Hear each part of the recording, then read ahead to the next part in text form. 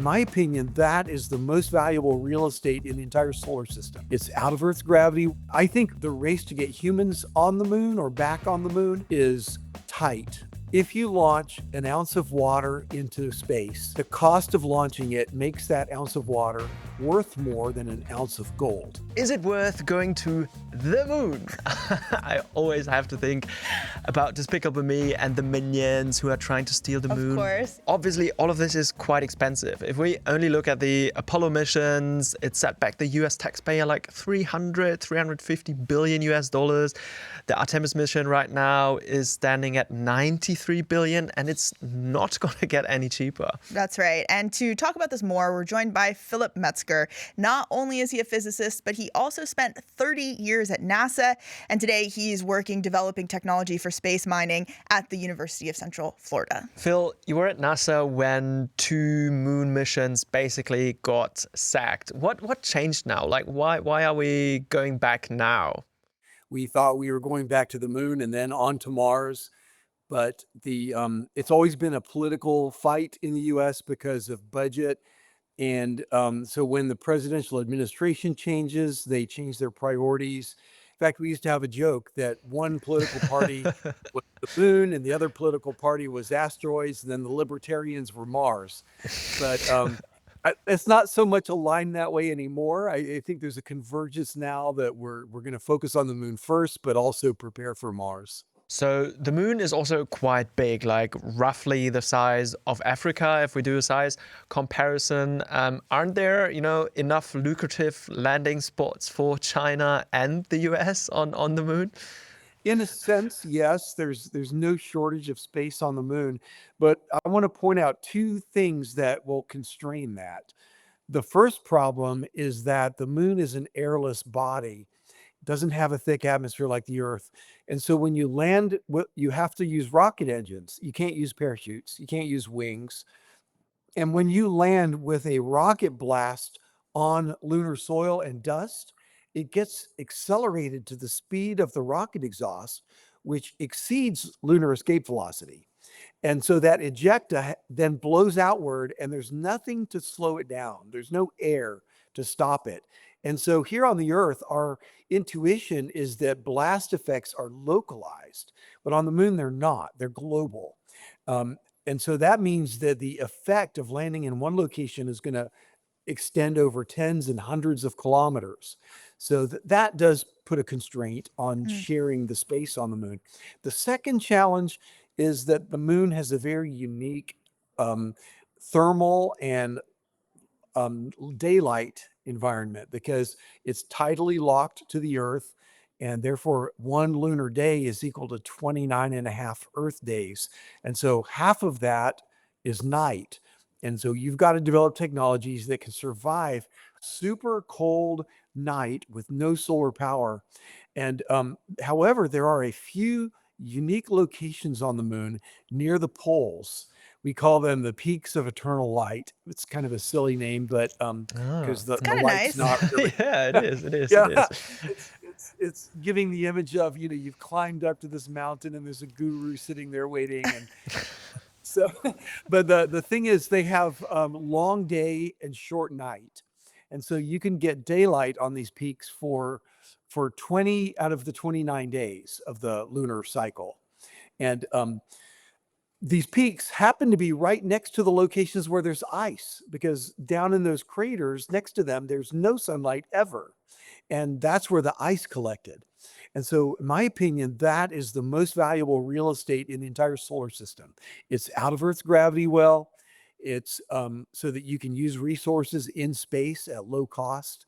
It also is outside of Earth's environment, so the industrial things we do don't impact the environment of our planet.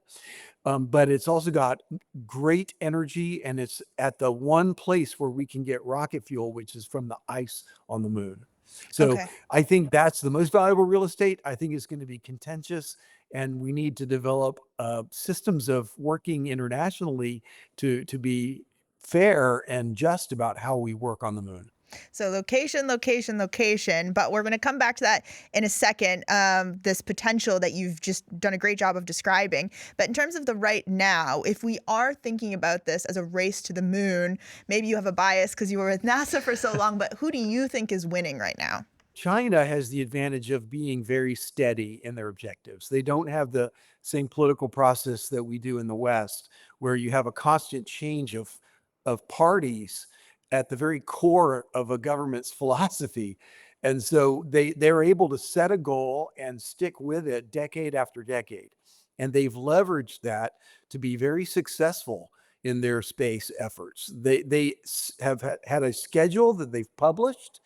They've told the world this is what we're going to do, and they always meet their schedule. In the US, because of the contentiousness of the political process, we're constantly being shifted left, right, left, right. And also, it really depends on public opinion because that drives the elected representatives' focus. And so, unless we can convince the public that space is crucial to the future strategically and economically and environmentally, then it's difficult to get a priority, to get some budget carved out for NASA. We're still ahead of China in terms of new aerospace innovations. And that advantage has allowed us to do these sprints where we can catch up again and hopefully surpass. So I think the race to get humans on the moon or back on the moon is tight. I don't know if China's going to get there first. I don't know if the US is going to get there first, but we're going to find out within a few years. Yeah, so leaving China and the US aside for a minute. So if we think about we've flown to the moon, we're in a rocket, we landed, we already built some infrastructure there, everything is going great. What do we make money from now that we're on the moon? We've been looking for decades to find those commercial opportunities, and unfortunately, they are hard to find. It takes a lot of investment up front to Yeah. make capabilities in space, and there aren't a lot of intermediate stepping stones where you can do a profitable business until you get to the full thing, and so it's billions and billions of dollars investment before you can start to get real commercial activities. But we have identified some, and there are companies working on them. They include mining helium for several uses back here on the Earth, not just for fusion. There's also mining water on the moon, which we can turn into rocket fuel, and we can use that to boost communication satellites, which then serve customers on the Earth, providing less expensive data services, navigation, communications, global environment monitoring, and then so those are the two big ones. The new one that has shaken up the industry is the idea of putting data centers in space, and Oh, that's wow. because yeah, and I'm a believer in it. So if we're sticking with the mining and the excavation part of it, how do I have to imagine it on the moon? Is this going to be, like digging for coal here on Earth, or like how's that going to look like? Yeah, so it won't be like digging for these deep underground mines on the Earth, and that's because on the Earth, you're tunneling into solid rock, and that rock can support a tunnel. You can have a ceiling that doesn't collapse on you, but the moon doesn't have bedrock. The moon has been pummeled by meteorites and asteroids and comets for billions of years, and all the bedrock got broken up to a depth of 40 meters or more. And even when you go down to below the soil, below the regolith, as we call it, the the rock that is there is fractured. It's not solid, competent material, and so you can't put a tunnel in it as easily as you can on the Earth. Mm. So, and you could eventually, but it's going to take a lot of infrastructure to be able to shore up those tunnels to support underground mining, and it's going to take a lot of investment to get that much infrastructure on the moon. So what we're looking at doing is simply scraping the surface. You're on the Earth, we would call it excavating. So you scoop up the soil, you take it to a processor and dump it in, and then you do chemical extraction to get out the different resources from those minerals on the soil. Phil, I want to ask about how realistic all this is because, 10 years ago, we went through all this hype around asteroids worth one followed by so many zeros. But then fast forward to last year, and that first asteroid mining mission failed. So, how realistic do you see this to be? And what might be a timeline that people can keep in their minds? Yeah. So it's kind of funny about how all those zeros on the value of asteroids keeps being recirculated in the news, and I get notifications.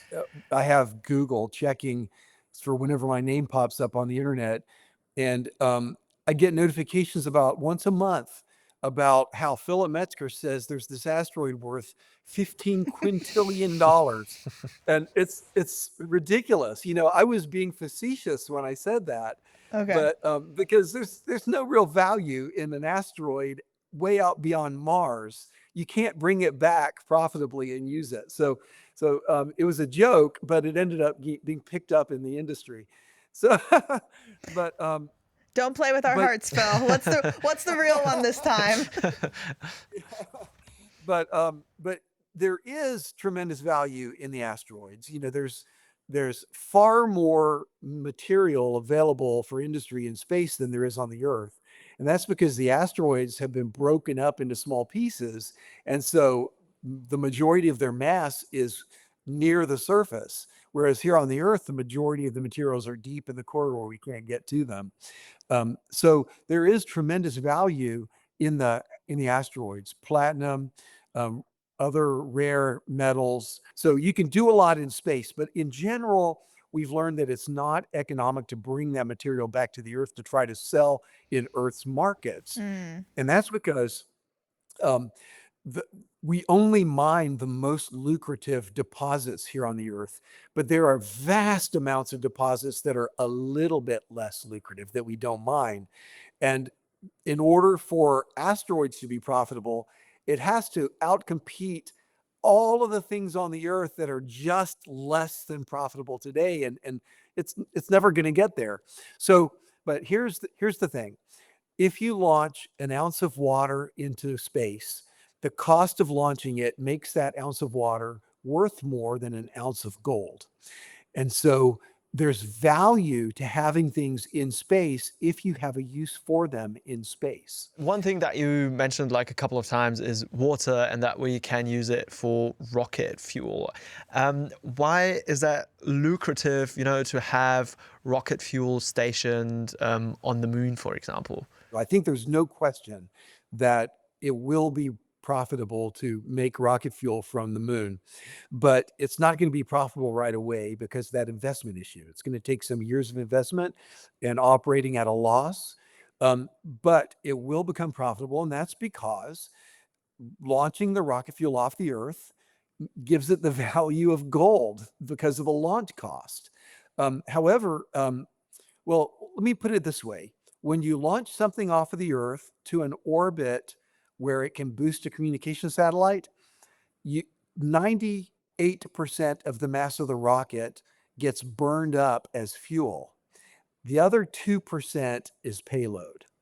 However, when you launch it from the moon, it's only 50-50. Mm. 50% of the mass gets burned up because the gravity is so much lower. And so 50% gets delivered as payload. That's a factor of 25 better than launching from the Earth.